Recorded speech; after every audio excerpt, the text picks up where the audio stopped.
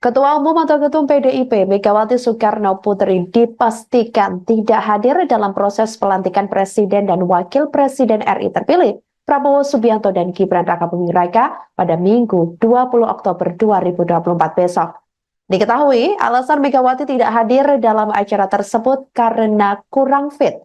Hal itu disampaikan oleh Sekretaris Jenderal atau Sekjen Partai Gerindra, Ahmad Muzani, pada Sabtu 19 Oktober 2024 hari ini.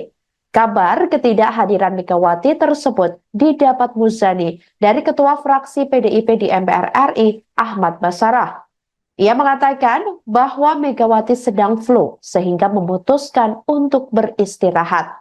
Dikatakan oleh Ahmad Muzani bahwa sebagai gantinya, Megawati menginstruksikan kepada seluruh anggota fraksi PDIP agar seluruhnya hadir untuk menyukseskan acara pelantikan Prabowo Gibran besok. Muzani mengatakan pihaknya sudah mengirimkan undangan sebelumnya kepada Ketua Umum PDI Perjuangan itu terkait pelantikan Prabowo dan Gibran. Sementara sejumlah mantan presiden dan wakil presiden yang dipastikan bakal hadir di pelantikan besok di antaranya Susilo Bambang Yudhoyono atau SBY, kemudian ada Tri Sutrisno, Budiono, Yusuf Kala, dan keluarga dari almarhum Abdurrahman Wahid alias Gus Dur, serta Hamzah Has. Selain itu, Saudara Anies Baswedan dan Ganjar Pranowo yang menjadi lawan Prabowo di pemilu 2024 lalu juga dikabarkan akan turut hadir.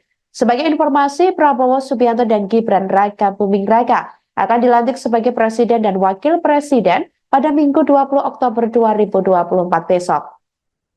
Diketahui acara pelantikan akan digelar di Gedung MPR Jakarta.